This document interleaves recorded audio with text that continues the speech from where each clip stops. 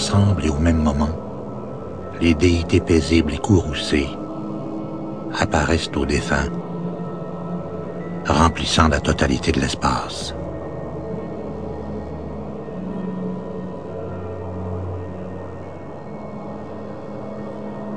S'il ne reconnaît pas quelles sont ses propres projections, les déités prennent alors le visage terrifiant du Seigneur de la Mort, au regard froid qui montre ses crocs en grognant. Ça aussi, c'est une projection. Mais s'il ne l'accepte pas, sa peur et son agitation l'obligent à continuer d'errer avec terreur avant d'entrer dans le bardeau de la naissance.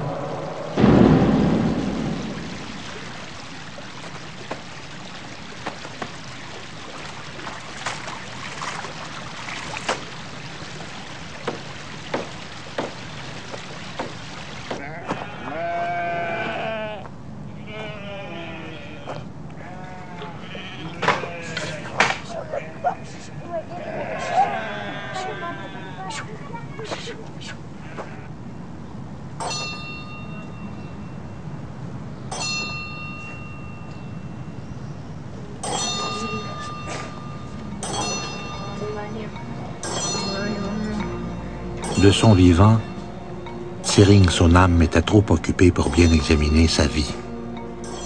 Cela fait 3 semaines qu'il est mort. Attiré par le flot de ses pensées et de ses anciennes habitudes, il ne parvient toujours pas à reconnaître sa nature fondamentale. Il a maintenant quitté le bardeau de la nature de l'esprit. Encore une fois, il se sent perdu. Il erre. Il cherche alors à mettre un terme à sa souffrance en prenant naissance dans un monde concret et familier. Dans le bardeau de la naissance, tous ses sens sont très aiguisés. Sa conscience se compare à un corps sans substance. Dans ce corps, le défunt, juste par la force de la pensée, peut voyager n'importe où.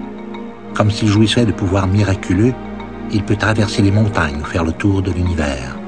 Il peut entrer partout, mais ne peut se reposer nulle part. Au milieu de la douleur et cette errance sans fin, l'idée de renaître est synonyme de grand soulagement. Ô Tsering Sonam, écoute attentivement. Même si tu peux toujours apercevoir ta famille, eux n'ont plus conscience de ta présence. Même si tu peux encore aller où tu veux, tu ne peux pas ralentir.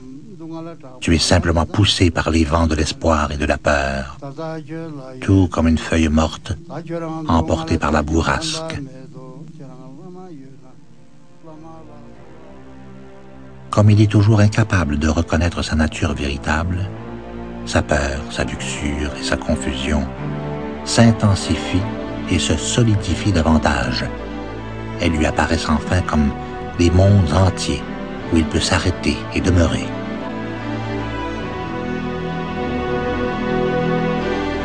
Ô Tsering Sonam, maintenant toutes tes pensées désespérées te pourchassent, semblables à des ombres, des bêtes, des armées de démons. Tu vas te mouvoir dans tous les sens, attiré vers tout ce qui apparaît. L'image de ton ancien corps s'éteint de plus en plus, et celle du prochain commence à devenir claire. N'importe quelle naissance te semble préférable à ta douleur actuelle. Tsering Sonam, c'est ta dernière chance. Laisse ton esprit avide se dissoudre complètement. Que tu naisses Dieu, homme ou animal, que tu sois fantôme affamé, Dieu jaloux ou être infernal, tu ne pourras échapper aux tourments de la vie et de la mort.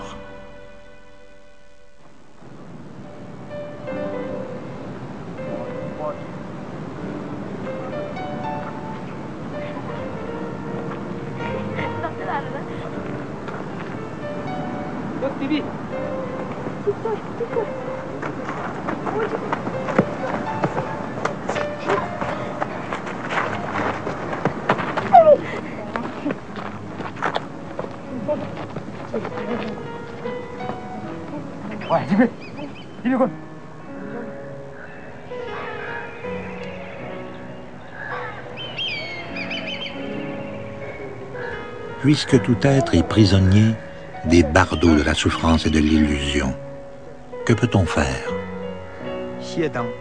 Les êtres humains se créent des mondes infernaux à même leur propre colère, leur passion, leur jalousie ou leur complaisance. Nous projetons nos états émotifs, puis nous croyons que c'est ça, la réalité. Mais malgré tout, chacun aspire à la compassion. Tout être aspire à l'éveil. Donc, la meilleure chose à faire, c'est de donner naissance à une compassion authentique envers autrui et envers soi-même.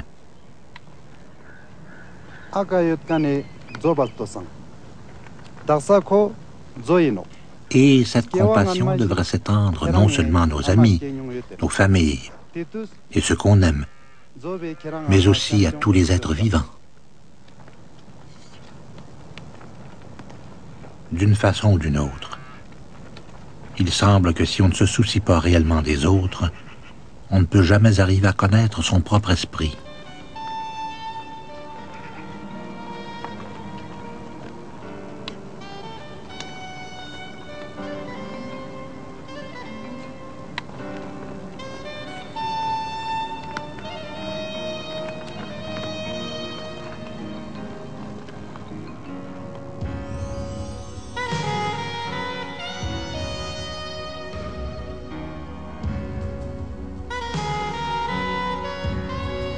Tu sais, Tuptan, tu peux avoir des idées nobles et des élans purs, puis retomber dans tes vieilles habitudes sans même t'en rendre compte.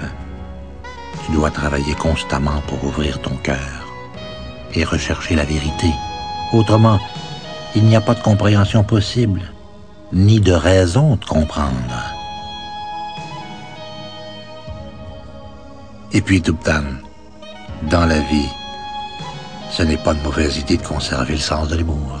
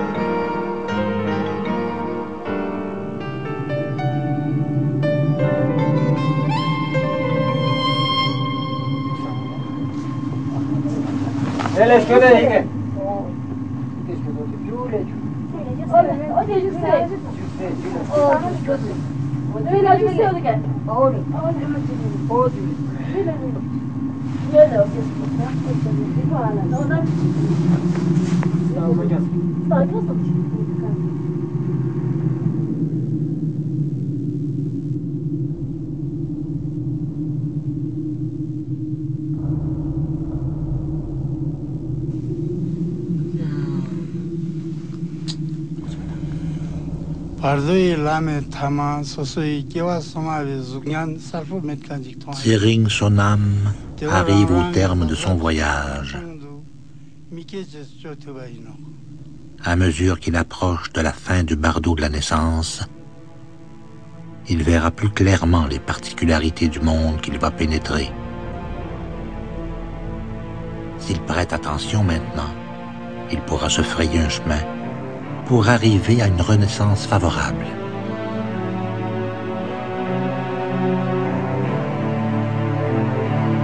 Tsering Sonam, écoute attentivement. Tu es maintenant sur la voie de la renaissance. Choisis avec soin où tu vas naître.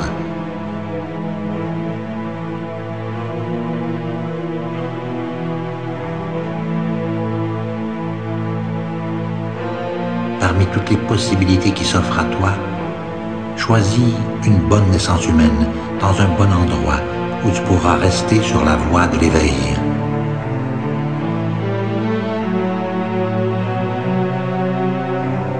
Même si tu es prêt à tout pour trouver un abri, sache qu'une grotte sombre au milieu de la forêt pourrait bien t'entraîner dans le monde animal.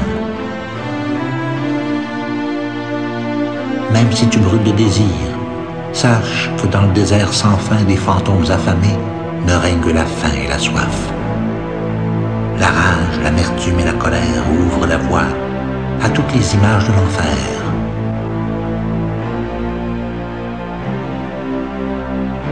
Les dieux ont beau commander tous les plaisirs des sens, il reste que leur mort survient aussi inattendue qu'une odeur nauséabonde dans une brise d'été.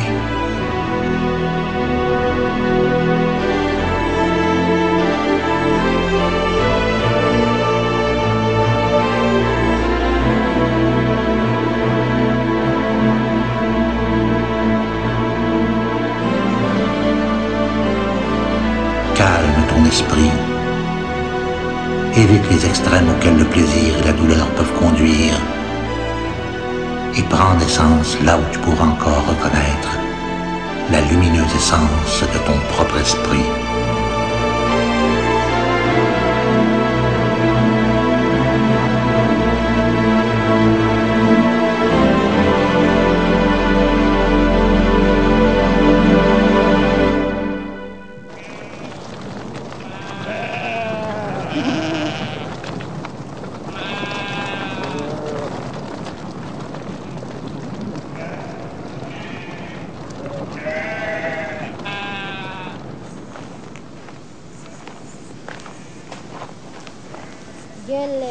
Est-ce que Tsering Sonam se souviendra un peu de son voyage lorsqu'il renaîtra? Non. Il sera peut-être plus sensible à certains égards, mais il recommencera à zéro. On dirait que venir au monde n'est pas nécessairement quelque chose à célébrer.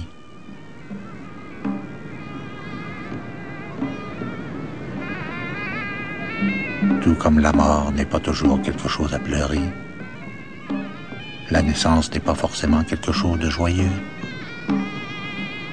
Alors, quel est le sens de notre voyage à travers la vie et la mort? Rechercher la vérité et pratiquer la compassion. C'est ainsi que la vie prend un sens. Il en est de même pour cette jeune mariée. Le début d'une nouvelle vie est toujours plein de promesses.